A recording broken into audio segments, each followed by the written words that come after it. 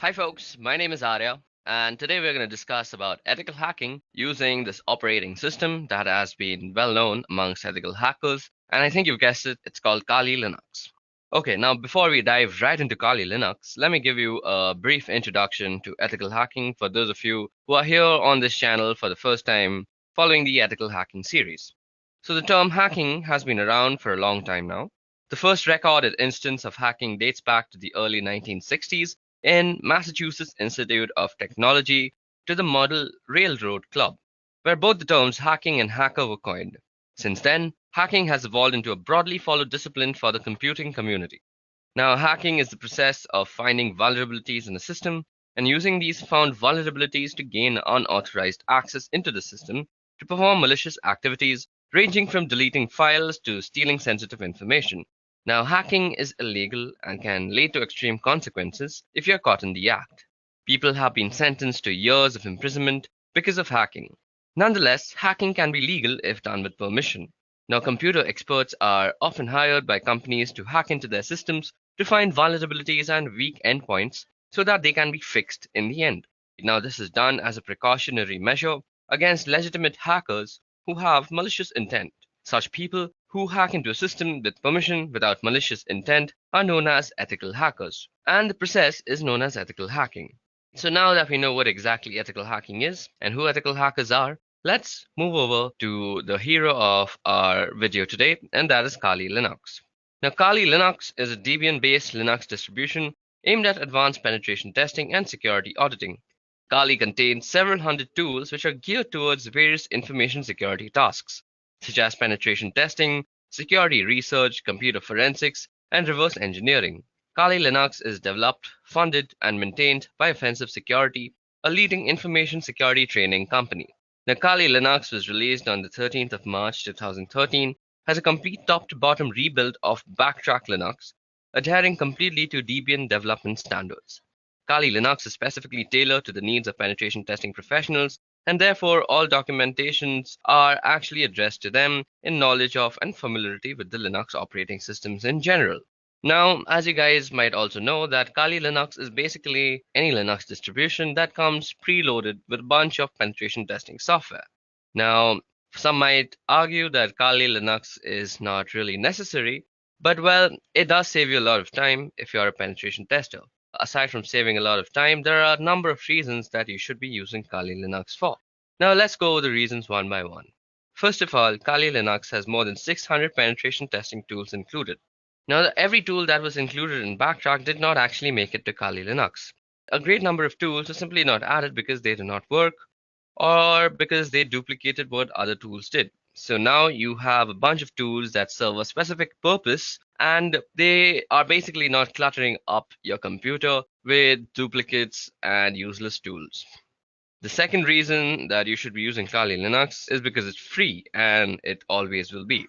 Now, Kali Linux, like Backtrack, is completely free of charge and always will be, and you will never have to pay for using Kali Linux. The third reason is an open source Git tree. Now, Kali Linux is committed to the open source development model, and the development tree is available for all to see.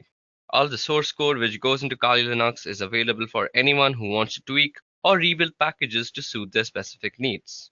Then, another reason for using Kali Linux is a wide-ranging wireless device support. A regular sticking point with Linux distributions has been supported for wireless interfaces. Kali Linux has been built to support as many wireless devices as you can possibly think of, allowing it to run properly on a wide variety of hardware and making it compatible with numerous USB and other wireless devices. More adventurous users to customize Kali Linux to their liking all the way down to the kernel. Which brings us to the kernel now. And the last reason, according to me, that you should be using Kali Linux is because custom kernels and patched for injections. So as penetration testers, the development team often needs to do wireless assessment, so our kernel has the latest injection package that allows you to do so with much ease. So this was 6 reasons as to why you should use Kali Linux. And you can find a lot more reasons on the Kali documentation, so you can go through them if you want. Now, this brings us to the main agenda of our video today. So with that out of the way, now that we know what Kali Linux is and how it works, and why you should be using Kali Linux, let's go over the topics that we are actually going to go through the course of this video today. So, through the course of this video, you could expect to learn a bunch of stuff. So, firstly, we'll go through some command line essentials because Kali Linux tools are mostly in CLI format. So, we have to be well versed with the command line essentials. So, that's the first thing that we're going to tackle. Then we're also going to tackle how we can stay anonymous using proxy chains in Kali Linux. We'll be talking about MAC changers, and we'll be also going into the whole realm of wireless penetration testing. We'll be checking out tools like Aircrack NG, and we'll be also testing on how we can brute force some WPS pins. We'll be going through router vulnerabilities and some other miscellaneous topics that I couldn't really group into one.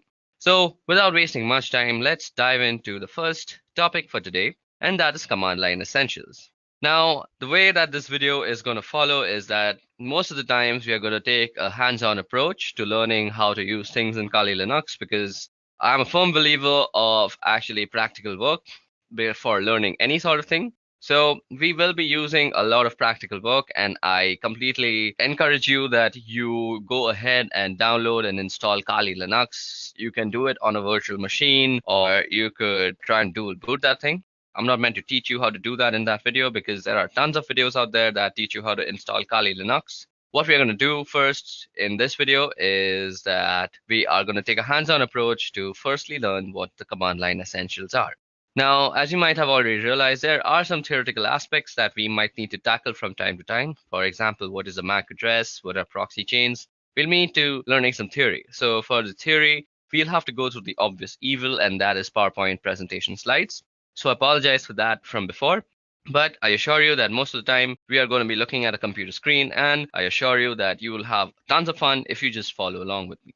Okay? Another disclaimer that I would like to add before we actually continue with our Kali Linux course, and that is this is not the entirety of Kali Linux. Kali Linux is a huge thing, and this is just not it. So these are basically what I find interesting and what you may also find interesting. And these can cause a bunch of damage if you're doing it without permission. And damage comes with repercussions, which could include you being arrested, and that is not my fault. Again, I'm saying disclaimer, if you do this without permission, you will get arrested, and that is no way my responsibility because this video is just for educational purposes. Okay, now with all that aside, let's move ahead and learn about command line essentials. Okay, so now it's time that we go through the command line basics of any Linux terminal. Now, the Linux terminal is a very powerful tool. It allows you to move around the whole operating system through the files and folders. It allows you to create files, change their permissions, change how they behave, and a bunch of other things. You can do filtering, you can grab stuff, the specific stuff from a specific file, and there's a bunch of interesting things that you can do. And as an ethical hacker, you will be working with a Linux distribution most of the time, whether it may be Kali Linux or some other thing like Parrot OS.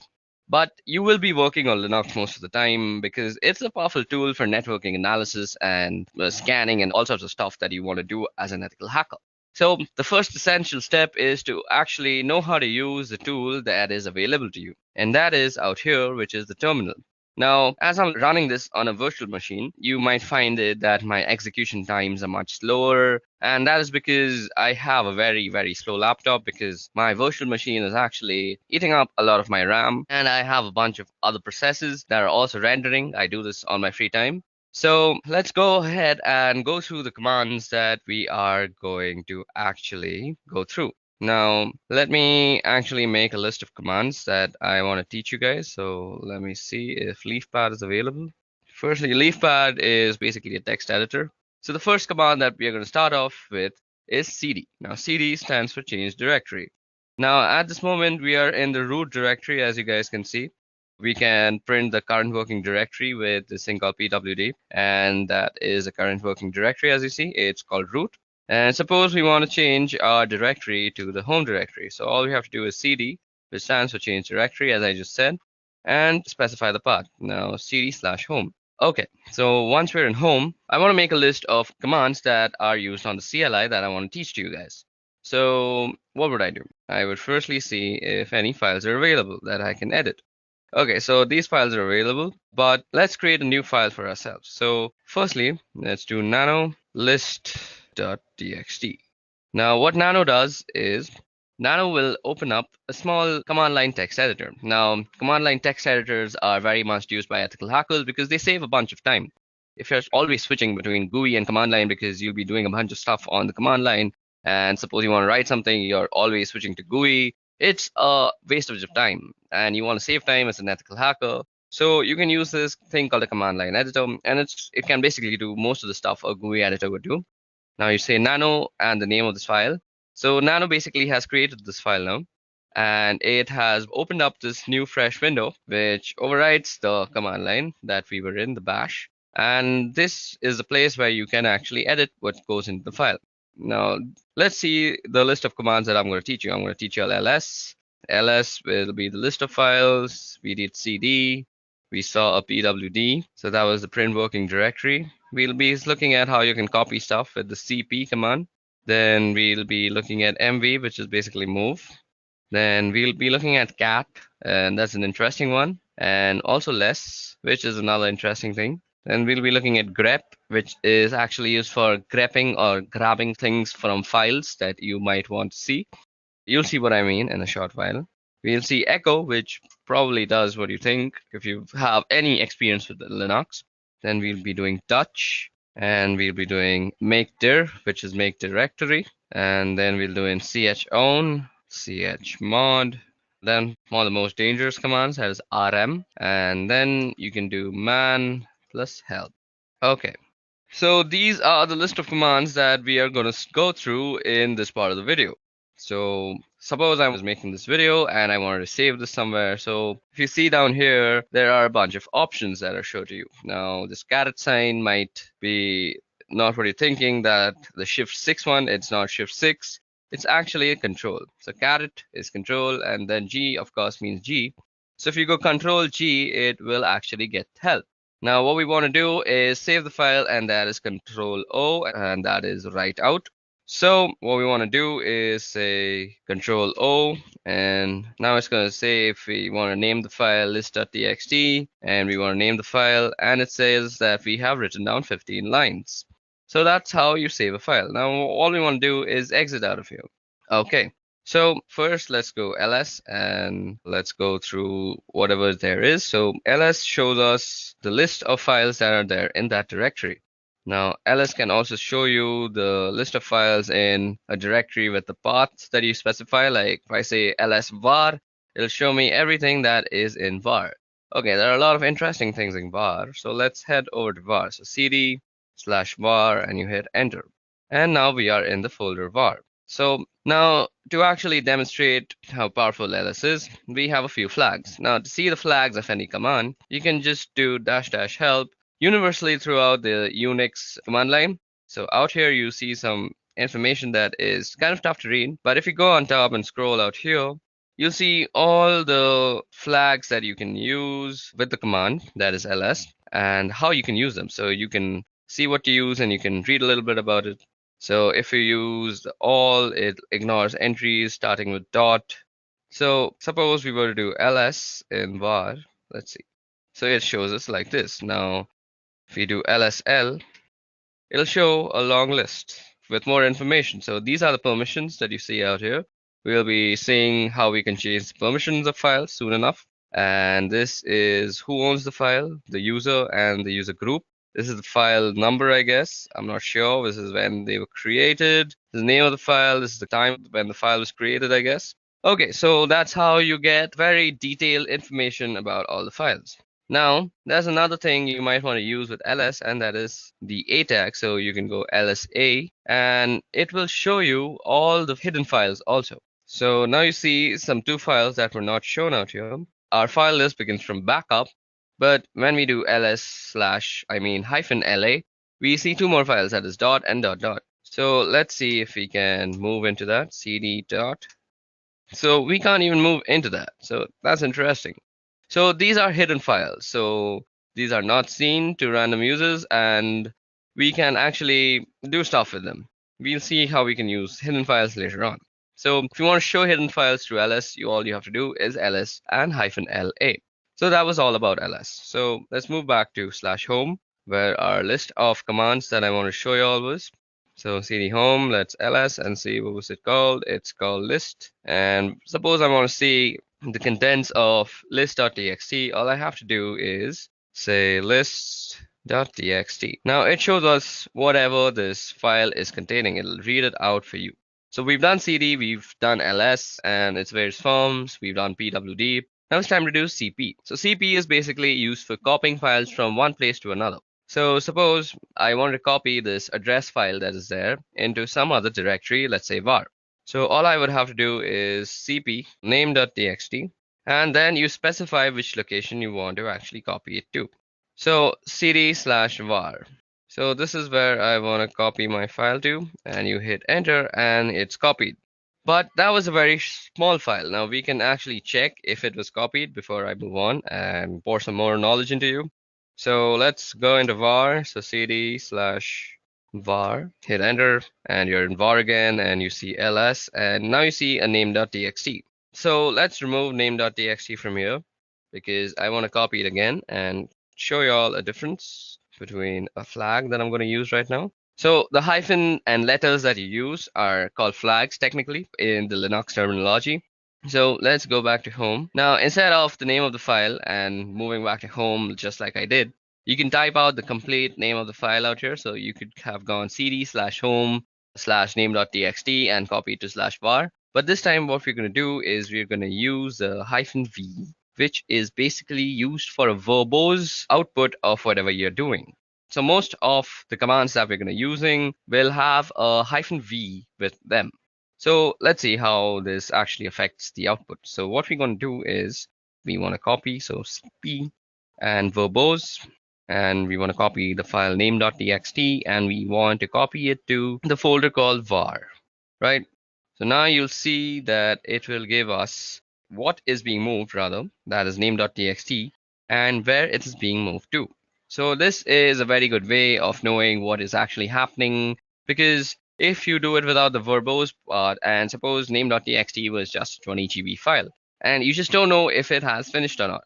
So if it's a 20 GB file, it'll continuously update you on where what is being copied. So basically, all you have to do is type -v if you want to know where your file is being copied on the exact path. Okay, so that was about how you can copy files from here and there. Now, what was the next command that we want to see? So cat. So let me just go and see the next command that is there. So list.txt. So after cat, I want to show less. Okay, so we've done cp. We also have to do mv. Now, as you guys can see, that cp is basically a copy. Copy is, as you would expect, it leaves a copy of the file that in the original directory while also maintaining a copy in the directory that you specified. But if you wanted to move the file completely, all you would have to do is use the command mv. So mv is for moving the file. Now let's see what all goes with mv. So you can type help, and as I said, you get the verbose option and you get suffixes. You can force things to happen. So suppose you don't have the permission, do not prompt before overwriting.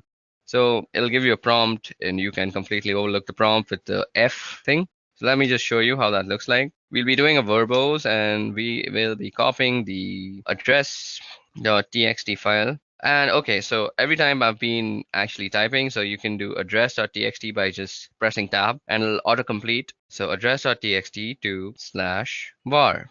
Now it'll show you that it is actually renamed address.txt to var address.txt. Now, if you go and do ls out here, you will see that address.txt is not actually here, but if we were to move to var, so cd/var. Okay, I've also been typing out commands that I've been previously using, and you can simply toggle through all the commands that you've used by the up and down keys. So ls, mv, mvb help, cat list. I did cd home, and now I have to go through all this just to prove a point. So cd var, we want to change there.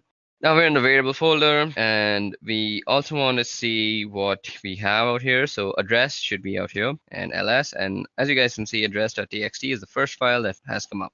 And it is basically the same file, and I can prove that to you by just catting the file, and there's address.txt.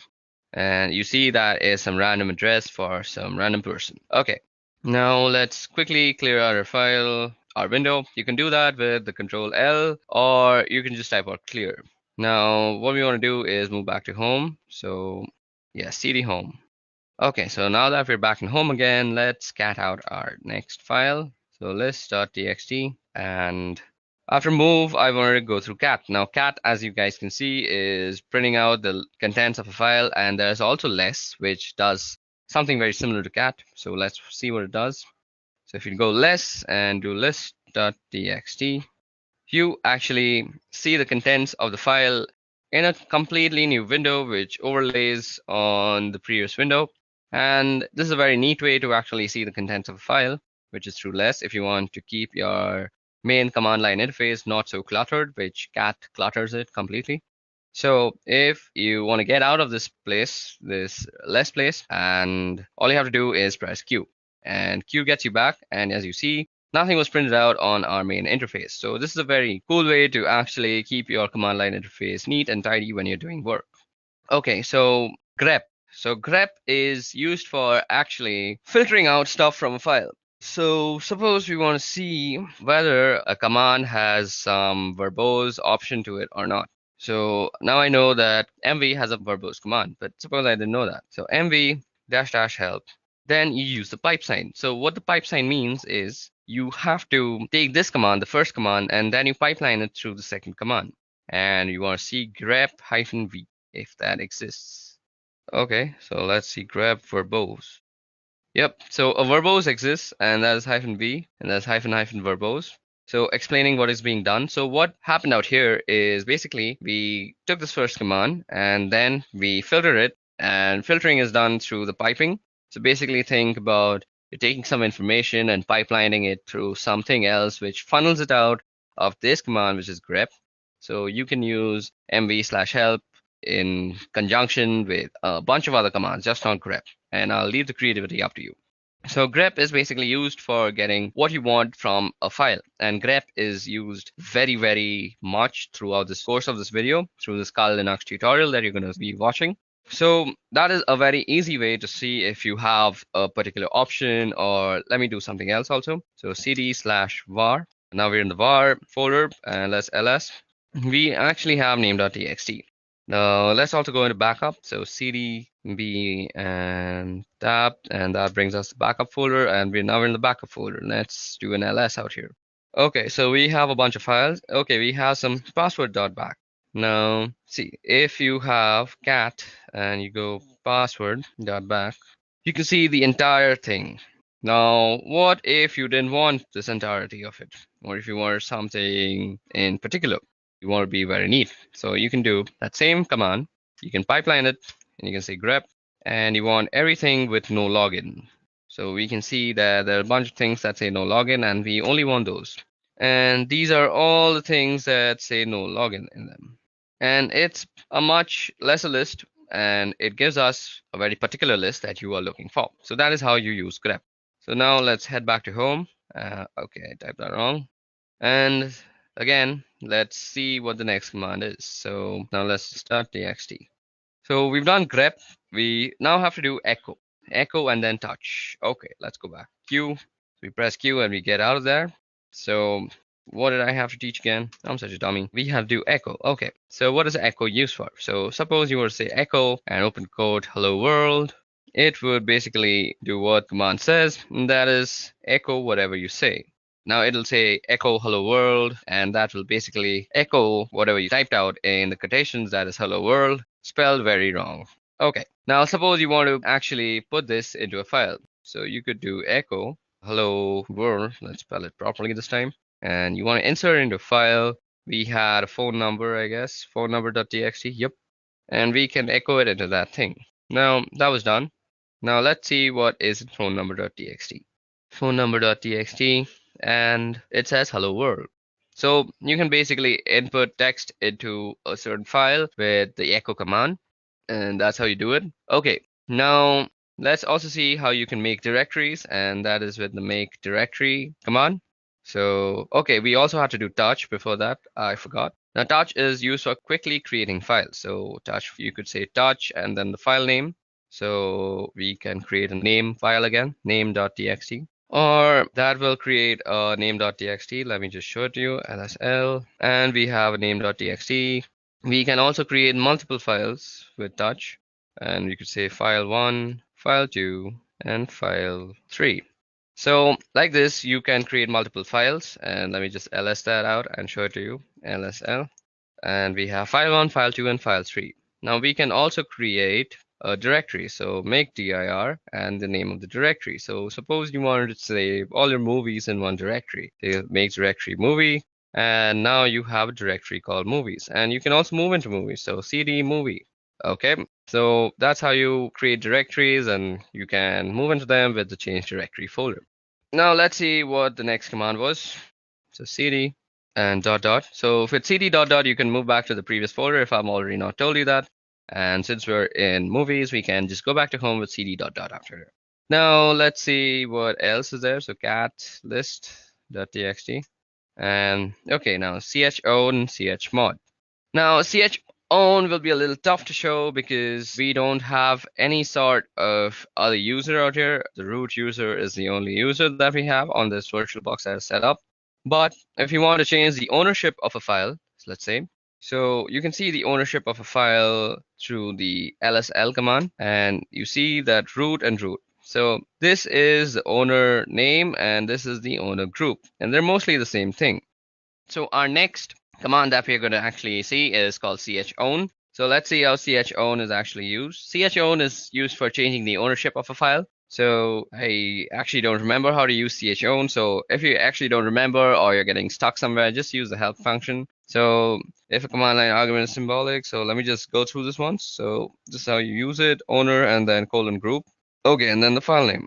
So you go chown, and then you want to say the name of the owner and the group you want it to belong to, that is root and root, and then you specify the name of the file. So suppose I want to change file1. Now it already belongs to root and root, so it doesn't really matter because I don't have any other username to actually change the ownership to.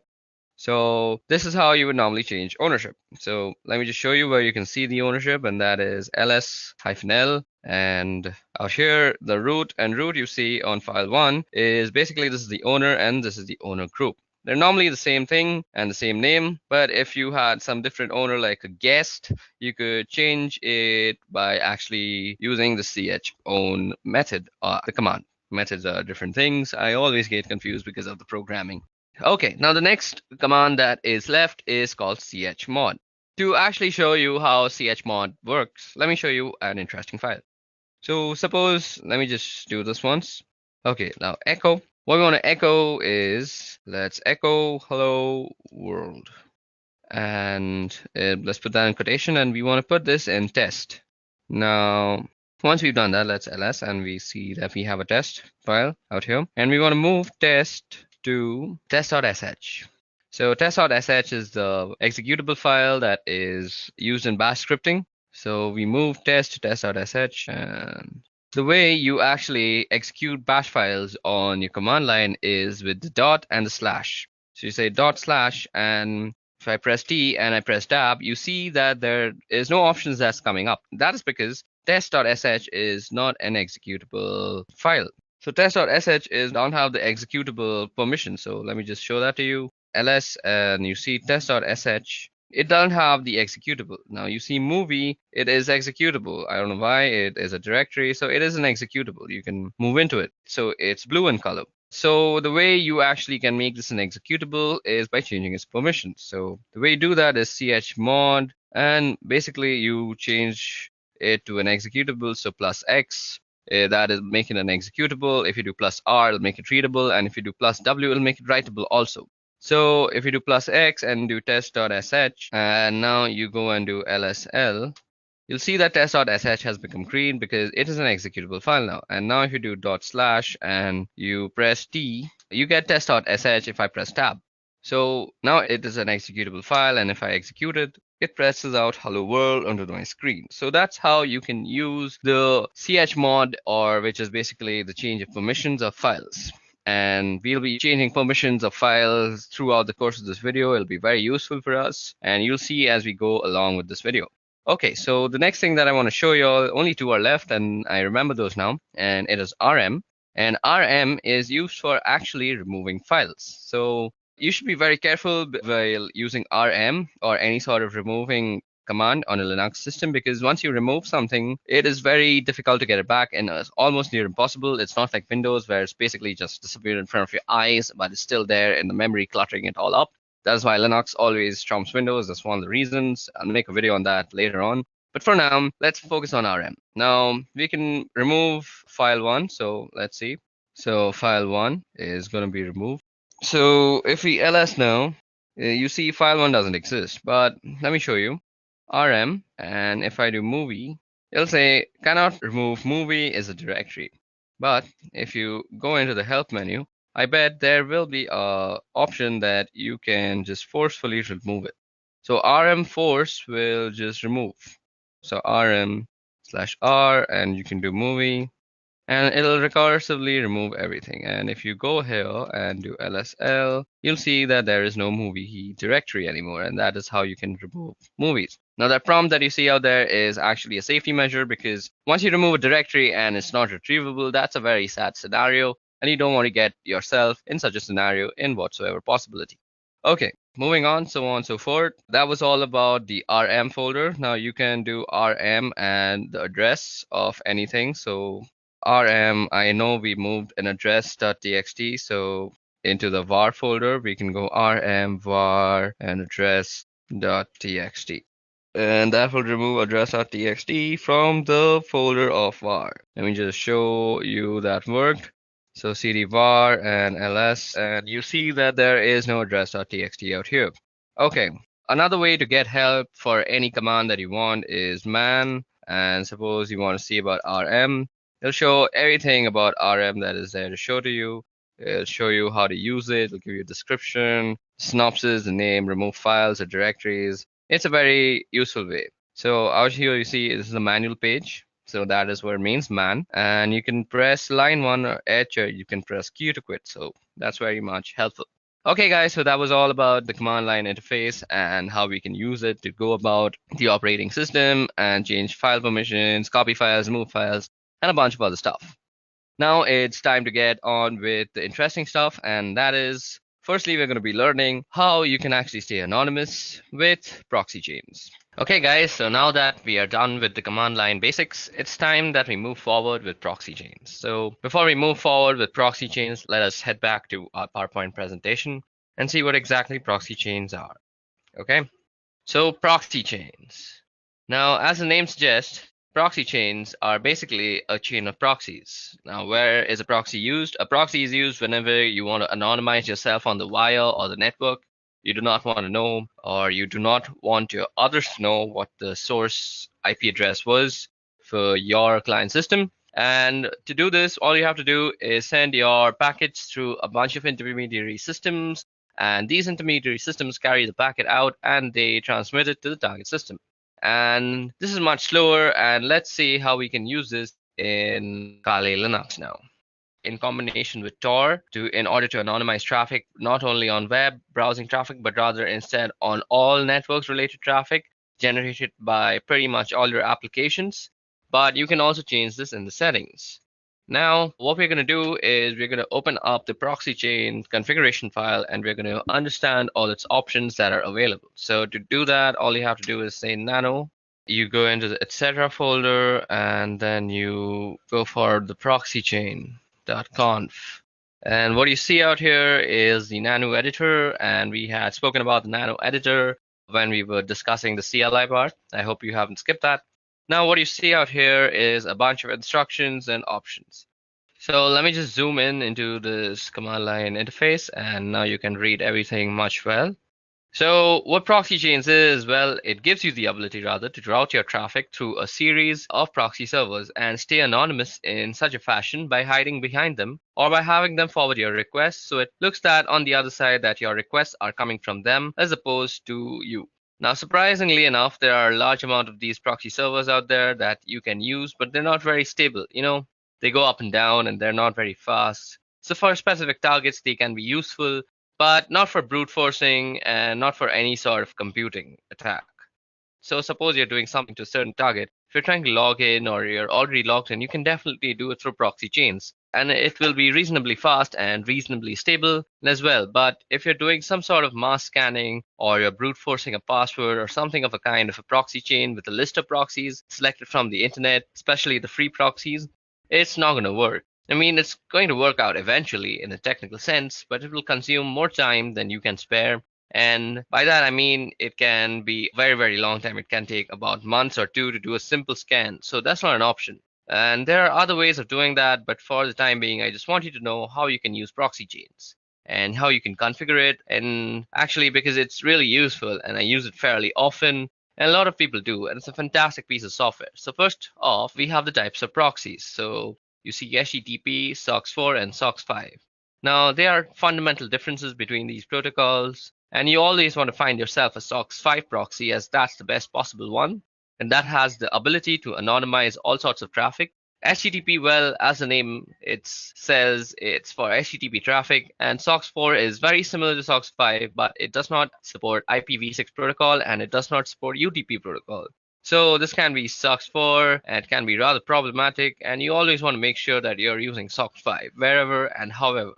Anyway, down below, you have these other options, which we will go over. So basically, how you enable these options is that you don't need to type some complex lines of code or anything of any kind. Basically, all you have to do is just delete the hash out here. Let me just show you. So suppose we wanted to actually activate dynamic chains option. So all we have to do is delete the hash. But let's put in the hash right now. So after you delete the hash, all you have to do is save the file and the option is enabled. This hash presents a commented outline, meaning that the system reading this will ignore if there is a hash, and if there isn't a hash, it will take it into consideration and interpret it accordingly. Anyway, what we have here are statements which allow us to specify how we want our traffic to be routed. So first off, we have dynamic chain. Now, dynamic chain is a sum and is an option which you will find people using the most. It is most commonly used option and a preferable one too at that. And honestly, I think it's the best one out there, primarily because it's the most stable one. And here's why. Now, suppose you have ABCD proxies. So those are some servers with IP addresses, with open ports. And if you have a strict chain policy, which is enabled on this computer right now, as you see, if you have a strict chain policy, we can only be able to access any site on the internet in general by going through ABCD. So you have to go through all of them, and you have to go through them in that specific order, that is ABCD. And that's not always a good thing. I mean, if you're paying for 5 proxies, that's not a problem because they will always be operational and they will always be up. And why not? That's not a bad idea or an option. But there are, however, people who use proxies for free and they don't tend to pay for them. Why would you pay for like 5 proxies for a simple scan or something of that kind? They're not free and they cost money and they're rather expensive also. But still, I mean, the act of paying itself identifies you and kind of diminishes the amount of anonymity you have on the internet. So some complex payment methods can still be used to actually anonymize yourself, but it's fairly simpler to just use a dynamic chain. So firstly, we're going to go ahead and uncomment the dynamic chain option, and we're going to comment out the strict chain option. So strict chain will no longer be used, and I will be using dynamic chains. And one more thing to note here is that if you want to use proxy chains in combination with Tor, if you want to route all your traffic through the Tor network, not just web traffic, you must be enabling dynamic chains. I mean, there is a chance that it will work with strict chains, but due to the instant instability of Tor nodes, it is highly unlikely you will need dynamic chains, and that is why I'm using them. Anyway, if you're using dynamic chains, just give you the ability to go from ABCD to your desired destination by not having to adhere to any order. So let's say C is down and you would go a B, D, and it would work with no problems. Even if B was down, you would go to a D and you would go and still reach the destination. So as long as one single proxy is functional, it's going to work and you don't require any specific order to do it down below. Now down below you have some other options too. So first is random chains. Now random chains in effect are basically the same thing as resetting your service. I mean, if you're resetting your Tor, you will be now assigned a new IP address. Tor assigns you a new IP address every 10 minutes or so. Anyway, with the random chain, you can specify a list of IPs, and then you can tell your computer, okay, I want you to try and I want you to connect to this point. And every time you connect, every time you transmit a packet, I want you to use a different proxy. And we can do that as well. And that's one of the options definitely. And you can say, okay, use this is phone 5 times and then change to another one or some kind of like that. There are a lot of options to specify there, primarily the chain length. Anyway, down below there's quiet mode. and you don't really need that, then that's proxy DNS requests no leak from DNS data. This is very important. You cannot have any DNS leak. And let me explain to you what DNS leaks are. And even though somebody cannot get your particular IP address, they can get the IP address of the DNS server that you are using. And that DNS servers do is resolve the main domain to the IP address and vice versa.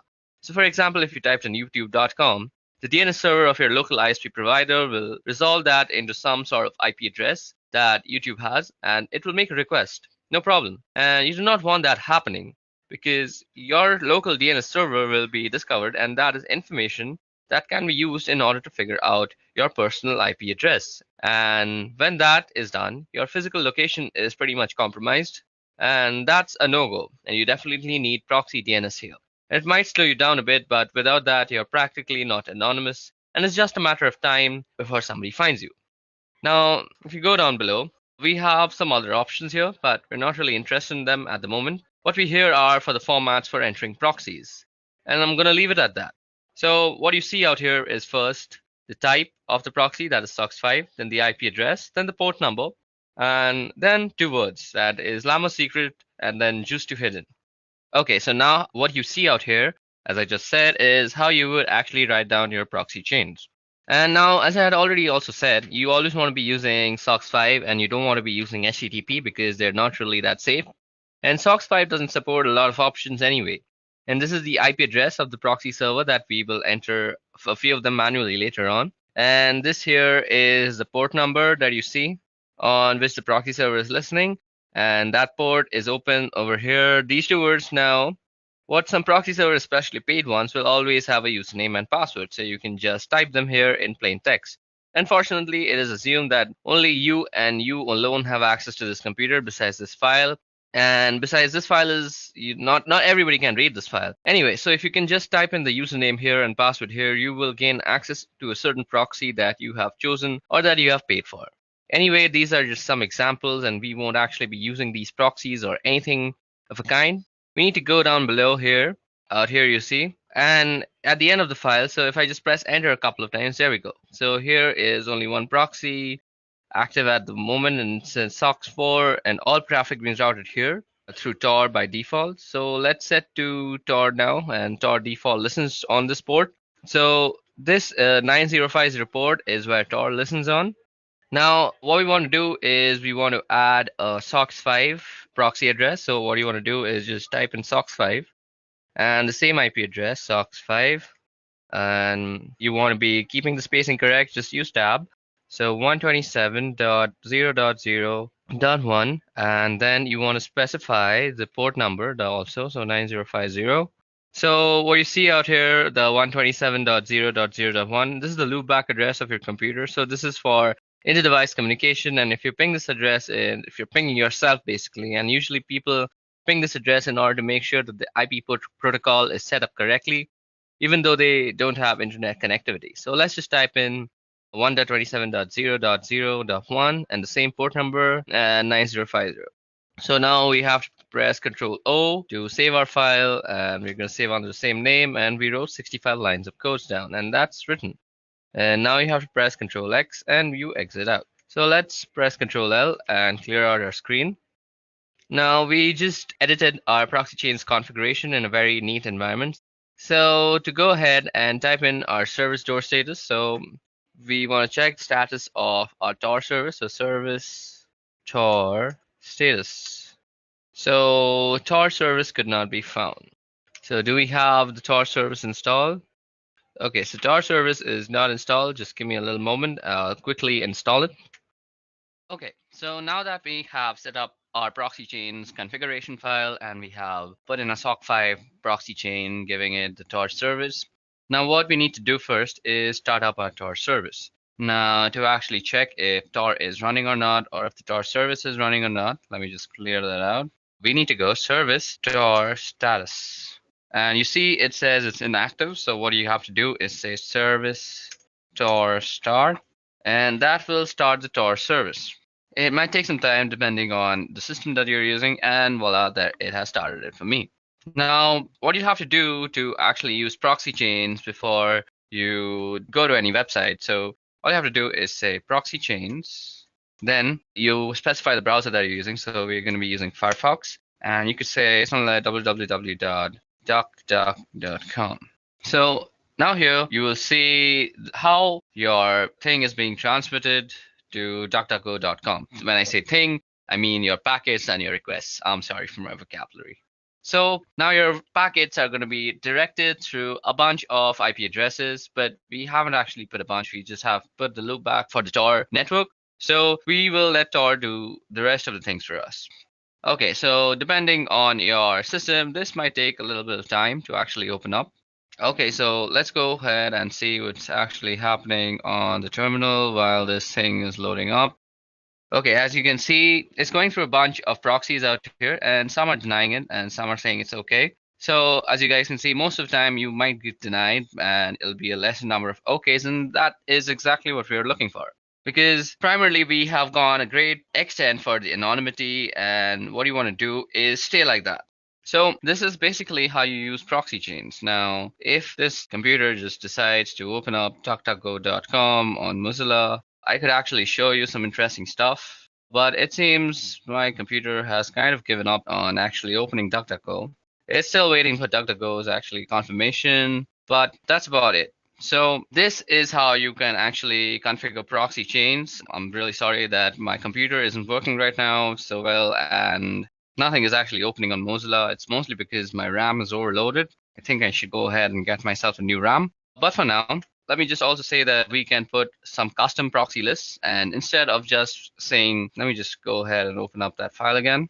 As you guys can see out here, I'm going to end this right now because my computer can't really take all this pressure. See, it's lagging so hard. Okay, let me just quit out of that and let me just open up a new one. Now, as I had said that you can put up some custom proxy lists. Not really going to do that, but let me just show you how you can do that. You go nano and you go etc and proxy. So you basically have to go into the proxy chain. Okay, so I think I have to put this again. Yeah, now if you just go in and edit out here, all you have to do is set up dynamic chains, and you can go online and search for free proxy lists, and that'll give you everything with the port number to the IP address. Let me just show it to you. Free proxy server list. So all you have to do is search for free proxy server list, and you can see out here the proxy type is HTTPS, and you basically want to find a SOC5 proxy. To find SOC5 proxies, just add that into your keyword. And once you find those proxy addresses, all you have to do is take down this IP address and followed by the port number, and you go ahead and just put it down in this configuration file. And then you hit Control O, and you just save it, and then you just go back.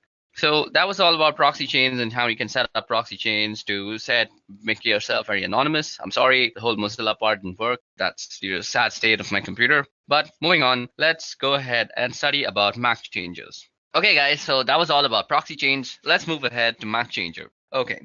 Now, before we go into the tool called MAC changer, let's just see what a MAC address is. Now, MAC address actually stands for Media Access Controller Address of a device and is a unique identifier assigned to a network interface controller for communication purposes. Now, MAC addresses are used as a network address for most IEEE 802 network technologies, including Ethernet, Wi-Fi, and Bluetooth. Now, in this context, MAC addresses are used in the medium access control protocol sublayer, and as typically represented as MAC addresses are not recognizable as 6 groups of 2 hexadecimal digits each. Now, these are separated by a colon, and the first 3 hexadecimals are actually the organizationally unique identifier, so they actually represent your vendor, and the next 3 hexadecimals actually represent your network card uniquely. Okay, so when you are actually on a network, you are recognized on something called an ARP table. Let me just show you the ARP table, how you can see it. Let's go in. So the password is root. So an ARP table is basically an address resolution protocol table, and well, this is a virtual machine and it doesn't really know many machines on the local network. But if I were to go on my Windows system and show you my ARP table, let's see. Okay, so if I show you the ARP table of my Windows machine, or on any machine that has a TCP/IP protocol suite installed, you will have this command that is working called ARP, and you give the -a, and now you see that your IP address or somebody else's IP address is actually mapped to a physical address. Now, the MAC address is very commonly used in the ARP protocol, And this is how you are actually identified on a network. Now, sometimes what you want to do is be unknown on this network. There are various reasons why you want to do that. Let me just give you an example of a very malicious reason that was done in my college. So we as students would actually change the MAC address of our own computer to the professor's computer. So we would somehow look up the professor's IP address and then come to know about his MAC address. And then we would spoof our MAC to be his MAC address. And then we would do some sort of malicious activity on the college internet. And then the internet administrators of our college would come to know that that MAC address is doing some sort of malicious activity. And that MAC address would get permanently banned for that session on the college network. So basically, our professor would not be able to use the wireless projectors that he would use to actually show us his presentations. And we'd end up getting a free class. Now, I am not actually promoting any sort of bad activity like this. I have just experienced this in my own college life. So that was something. But there are many other reasons that you might want to spoof your Mac. Now, Mac Changer is an amazing tool for actually spoofing your Mac. So first of all, how do you come to know your MAC address? So let's see, you go ifconfig, and this will give us our MAC address. Now, this address that you see out here is the MAC address of this machine.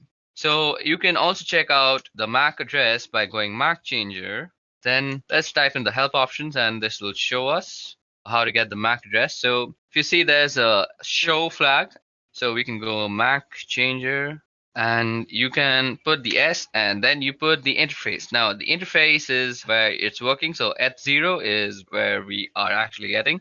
We don't want the loopback one. So H0, and this will give us the MAC address. So our current MAC address is 080027. Let's see if that was the same one shown. Where is that MAC address? Okay, so Ether 080027. So I'm sorry, this was the MAC address. I selected the wrong thing. What I was showing you is the IPv6 address, and you can see that's very, very long. So this is our MAC address. Now, what you might want to do to change your MAC address, well, let's see. With V, we can get the version. With S, you can show. We can do the E. And as I said, if you remember that the first 3 bits is about the vendors, so you can also get the vendor list by going -L. So you go -L, and this will give you a list of MAC addresses and which vendor they belong to. So sometimes if you know the vendors that are actually being used on the network of your college, for example, and you want to just stay anonymous and not raise any flags of suspicion, so you could hide yourself as a Cisco router. So suppose your college was using all sorts of Cisco routers, and you decided that today I'm going to spoof myself as a Cisco router and I'm going to screw around with the network. So it would not raise any flags before you actually decided to do some malicious activity. In some deeper inspection of your MAC address, people would actually realize that you are actually spoofing the address. And after some investigation, they would indeed take some time to actually reach to you and how you spoofed it. But the point of changing your MAC is not raising any flags. And that is exactly what you should try to do. So MAC Changer is also very useful for getting the list of all the MAC addresses and their vendor IDs. Now let me just clear the screen out quickly. So we go clear, and let's bring back the help. So we go MAC Changer and --help. Now what we want to do is give ourselves a random MAC address. Now MAC Changer, so that is done with the R flag, and we want to do it on Eithceal. So once you run that, you will be given a new MAC address. So our new MAC address is F6C649. Now you can verify that by running ifconfig. Now we could just do ifconfig, and you see our new MAC address is on Ether. So we could also do something like this, ifconfig, and you could grep Ether. So that is telling you the MAC address, and this is completely new. Also, you could show it through the MAC Changer tool itself. Okay, so we need to give it the Eith0. I forgot that. Now you see that this is our current MAC address and this is our permanent MAC address, and they two are completely different. Sometimes you also might want to actually change your MAC when your laptop is or your system is booting up, because you might want to stay anonymous all the time. Who knows? And sometimes you might think, I'll actually change it when I want to change it. But let's face it, we are forgetful as human beings, and we tend to forget things that we are supposed to do. So what else is better than to actually automate the whole process yourself and forget about remembering all these stupid nitty-gritty stuff? So you can tell Linux or Kali Linux to actually change your MAC address on boot up is use this tool called cron tab. Now, cron tab is actually used for scheduling tasks on Linux. So let me show you how to do that. Firstly, let's clear our screen and go cron tab and go help. Now you see it's a pretty small menu. So first we start with the U flag, which user this file is going to work for. Then we got the E flag, which is for editing cron tab users, the users cron tab list. And you can see the list of users cron tab. And let's see, so do we have any cron tab lists? So there is no cron tab at this moment, so we can set up one for ourselves by going to the E. Then there's the R, which is delete users cron tab. And I want to tell you all, be very careful when deleting anything of that sort, because once you delete something from Linux, as I've already said, that it is very, very difficult to actually retrieve it back. You might get fragmented pieces of what you had actually deleted, and that will only leave you with sadness and devastation. Now, what you want to do is go through cron tab and press E, and this will bring us to select an editor. To change, later run select editor. So we'll do with nano. So what you have out here is the readme file of cron tab, and if you read this entire thing, you will get how to use cron tab completely. But if you have any sort of doubts even after reading it, you can leave them down in the comment section below. Now, what you want to do is actually set up a cron tab so that you can change your MAC address whenever you reboot your computer. So all you have to do is say at reboot, what you want to run is MAC changer. And if you remember, we want a random MAC address and we want it on Eithceal. So that's done. Now all you have to do is save this thing. So you go Control O, and that will write it out to cron tab. And you press enter and you have written down one line. Now you go Control X and you have exited out. So now let's us clear the screens by pressing Control L and enter. And let's go ahead and get our MAC address. So if we go ahead and run that, our MAC address is set to F6C649. So just remember the first few letters, F6, C6, and 49.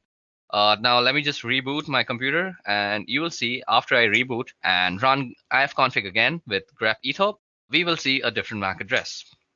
Now, rebooting might take some time because I'm actually using a virtual machine, but till now it's given problems with the Firefox, but let's hope this won't take much time. Okay, so now that our computer has booted up and we have actually opened up our terminal, let's go in and type ifconfig and let's get in our ether, that is the MAC address. So if you remember the MAC address, now you see that it has completely changed. And that's how you can spoof your MAC address on a local network. And this will basically help you in staying anonymous on our protocols and anything that actually maps your IP address to the MAC address. Okay, so that was all about MAC changers. I'll meet you in the next section now. So in this section, we'll be talking about wireless encryption protocol cracking. So that is basically Wi-Fi cracking. Now, Wi-Fi in today's day and age uses pins or passwords to normally encrypt their data usage. Basically, if you want to access the wireless access point, you need a password or a pin to actually gain authorization. Now, this authorization is done using a four-way handshake, which we will try to capture using a tool called aircrackng. And then we will try to crack into the password using a wordless generator called crunch. Now you can use aircrackng to crack WPA and WPA2. There's also another protocol called WEP or WEP, and that is not normally used these days. If you find anybody using that, you should always advise them to actually upgrade to WPA or WPA2 because WEP is actually very easily cracked in these days, and people are generally punished for using WEP by hackers all around the world.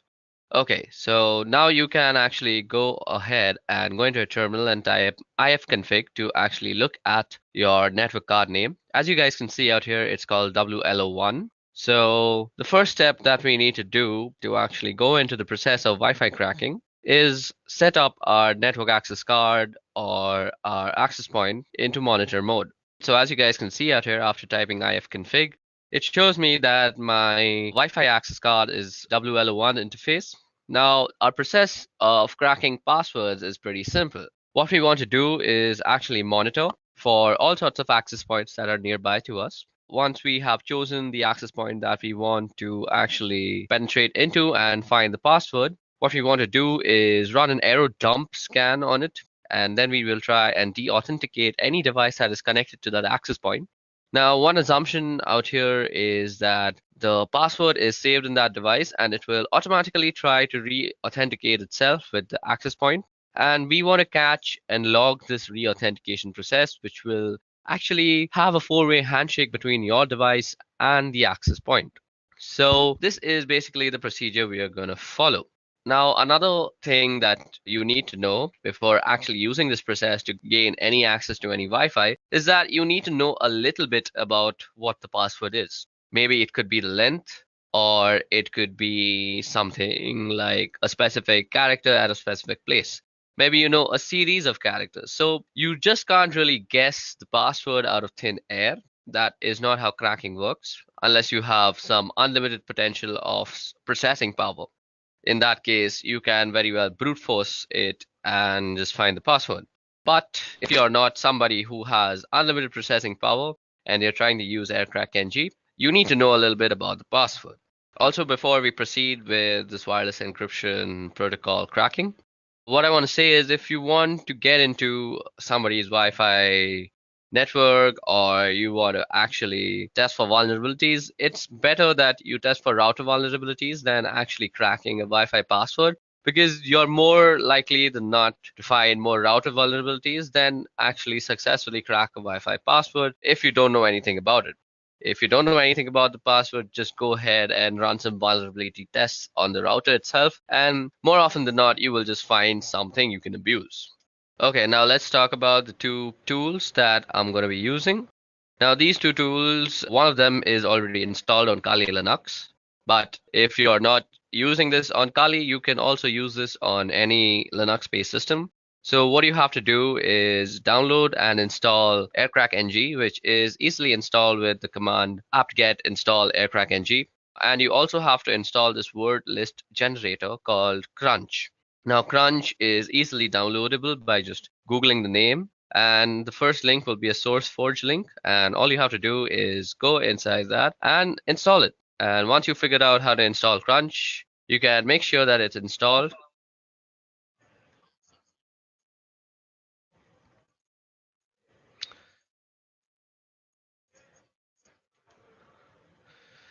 Now, once you have installed both the softwares, you can check out if the manual pages are opening up. Let me just open the manual page of aircrackng and show you that it has been properly installed. Now, as you guys can see, the manual page of aircrackng opened up and the manual page of Crunch is also opening up. So that means both of our softwares have been successfully installed on our system. Now, before we go ahead, let me just show you how Crunch actually works. So Crunch is basically a word list generator. What you would do is you try and generate a word list with given characters. So what you can see out here is I've typed in Crunch 35. So that means the minimum length is 3 and the maximum length is 5. And I've given it a series of numbers. So it will use these numbers and generate all the words that are possible from length 3 to length 5. So the way we are going to use Crunch in conjunction with AirCrack is that we are going to use Crunch to generate the word list. And then we're going to pipe the word list through AirCrackNG when we are actually trying to capture and crack what we will capture in a certain log file. Now, what you want to do first is actually put your network interface card on a monitor mode. Now, you can do that by typing in ifconfig and then the interface name, which happens to be WLO1. And first, you have to put it down. So, ifconfig WLO1 down. Now, to put your interface card into monitor mode, you have to type in iwconfig and you go the name of the interface and then you go mode monitor. Okay, it seems I've spelled it wrong, so let me just do it once again. So that has put our network interface card into monitor mode. And what we need to do after that is we need to start up our network interface. So all we have to do is type in ifconfig WL1 up. Now, once it is up and running, you can check by typing in ifconfig that indeed your network interface card is up and running. Don't worry, it's running in monitor mode if it's up and running. What we want to do next is pretty important to the whole process. So what we want to do now is check for some services that might still be running in the background that might hamper with our whole scanning process. So we do this by actually typing in the command airmon-ng check and then the name of the interface. So as you guys can see, nothing is exactly running right now. But if there were any process running, you would only add the command airmon-ng check, and instead of writing the interface name, all you have to do is say kill. and it will kill any processes. Now, if you see any process named the network administrator, you want to kill that process first separately and then kill any other child processes. You may need to actually run this command a few times before all the processes are killed, and then you're good to go. Okay, so now that we have finished killing all the sub-processes, what we want to do is run an error dump scan on the network card. So that is WLO1. So for this, we go error dump -ng, and then we put in the name of the interface. And this will start up a scan that will look something like this. So after you run the error dump scan on your interface, what you see out here is a result of all the access point that is found out through the monitoring mode. Now, if you see, we have a bunch of columns out here. First of all, we have the BSS ID column. Now, the BSS ID column is basically the MAC address of all the routers that are found. Now, every router obviously has a MAC address. So those are the MAC address that is tied to the router names, which is shown by the ESS ID. Then we have the PWR column, we have the beacons column, we have the data packets column. Another important column is the channel column. It's important to know which channel your router is working on. Then we can see the cipher column, the authentication. So out here we can see the encryption that is used. So most of it is using WPA2. So what we will be cracking is basically WPA2. So from this list, what you need to recognize is basically the Wi-Fi router that you want to crack into. Now, I'm performing this particular test in my office, and I don't really have the permission to actually go in and test them for these vulnerabilities. I'm not the security analyst of here, so I don't really have the permissions to penetrate into them. So what I have done is I have run a similar test at home using my own Wi-Fi, and I will show you the results for that. But for this working example, you will see the scans that I'm running in this office.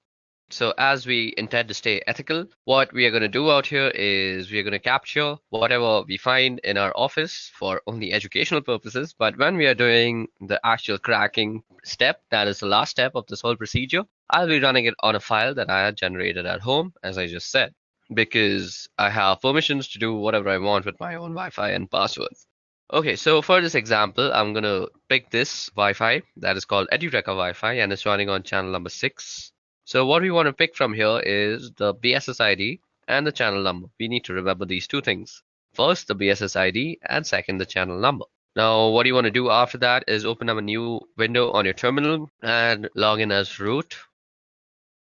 Now, what we want to do here is run a separate error dump scan on this specific BSS ID and check for all the devices that are actually connected to this access point.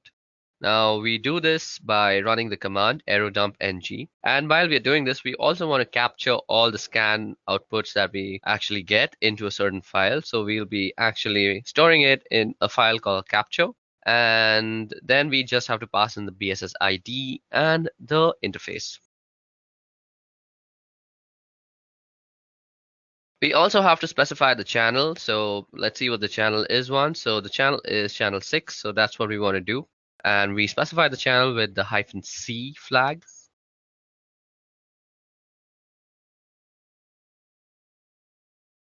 So after you have identified the MAC address, all you need to do is copy it down and place it after the BSS ID flag. Okay, so we're going to run our command out here, and we just want to say our file is going to be called test.capture. Now that our scan is up and running, all we want to do is wait till someone is actually connected to this access point. So I forgot to mention this. For this process to actually work properly, somebody needs to be connected to that access point, because what we are going to try and do is disconnect that certain device and let them reconnect and capture that log file.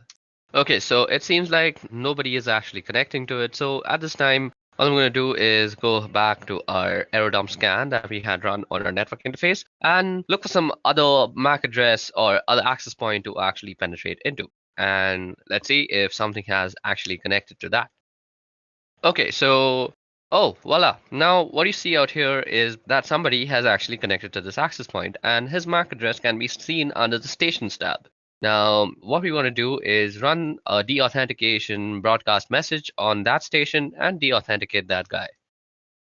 Now, to actually run the deauthentication process, all you have to do is go ahead and open up a new terminal window again and let the scan be running in the background. Don't close any scan at this moment. Okay, so the information that we need to remember is the BSS ID, or rather the MAC ID of the station. Now, you also want your monitoring to be running on the same channel so that your deauthentication message is being already broadcast on the same channel. So we can do that easily by going airmon ng and saying WL1, and you can say start on the specified channel. So what we want to be doing is running this on channel 6. Then we want to go and use the third suite of tools, that is Air Replay. Now, Air Replay is used for broadcasting deauthentication messages and all sorts of stuff. Now, you can see all this in the help menu also, and you can do that by typing in dash dash help. If you go down, you see that you can send a deauthentication message using the -0 flag, and that's exactly what we're going to do. Then we say 0 again because we want to constantly send a broadcast of deauthentication. So it's looping basically. And until and unless we stop the scan, nobody will actually be able to access the Wi-Fi. So it's basically like a small DOS attack. And then we want to specify the BSS ID. Okay, so it seems like I forgot the whole A tag before the BSS ID, and that should get it working. Okay, so it seems like I have copied some wrong BSS ID, I guess.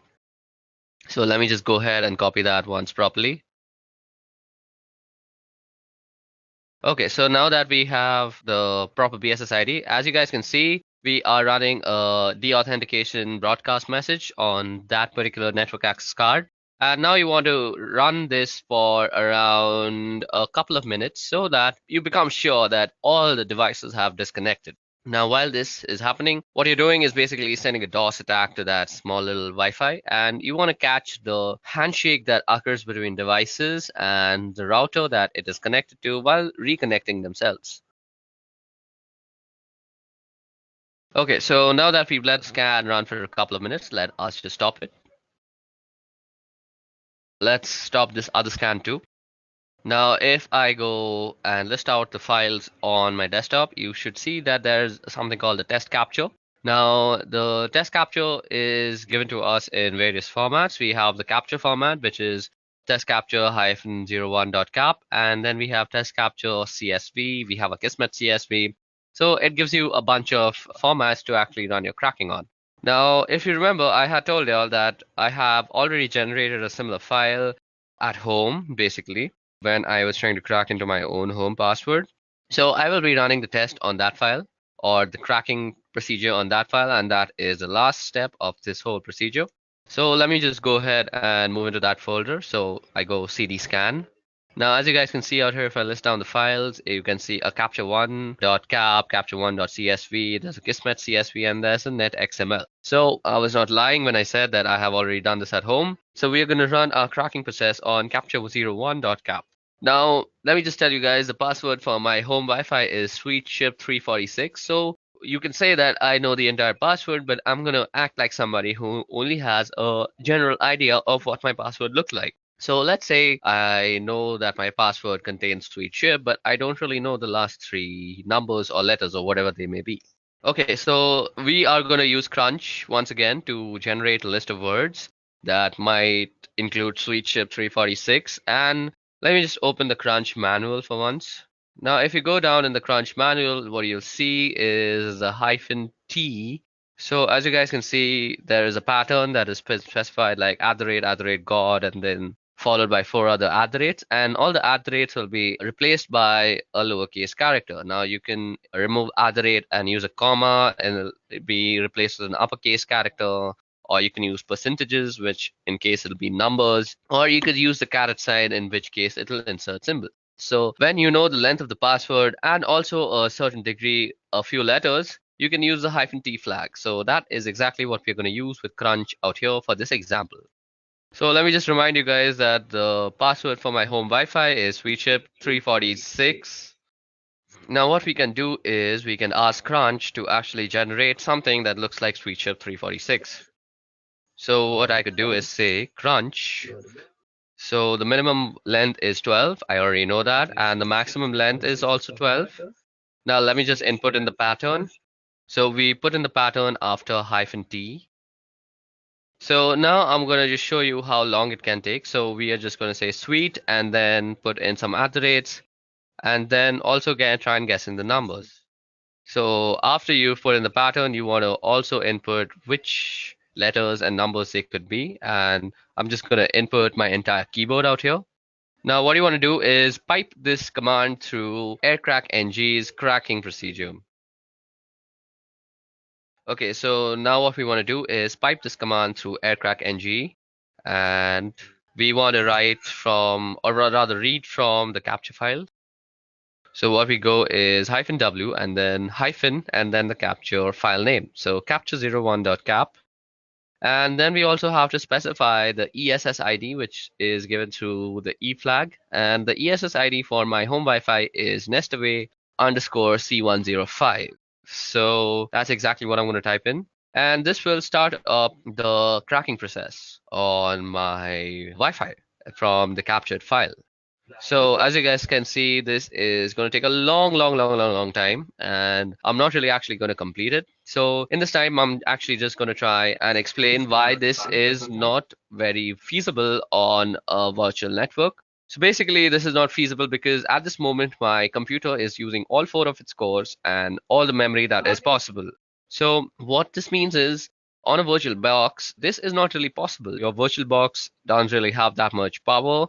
If you're using a 4-core processor computer, only 2 of its maximum cores can be actually allotted to your VirtualBox machine.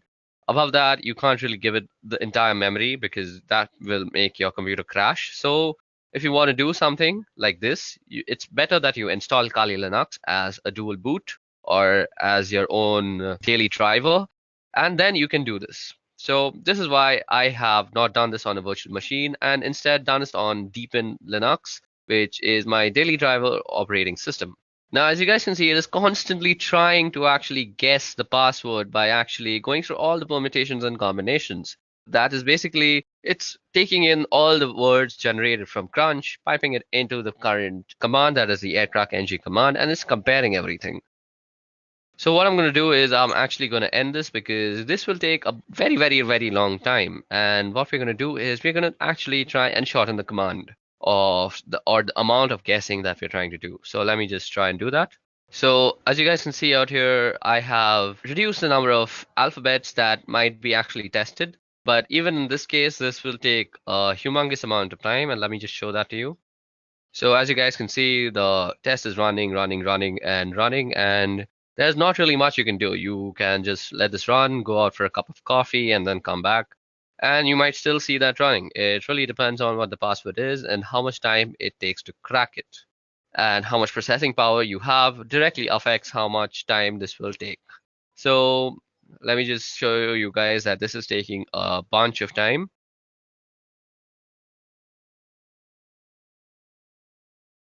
Okay, so now that I have fast forwarded a lot into the scan, you can see that I have tried almost 2127608 keys. So that's more than a million keys. That's 2 million keys that I've tried. So, and it still hasn't reached sweet chip 346. So what we're going to do is just to show you for demonstration purposes that this procedure actually works. Let me just shorten our guessing even more.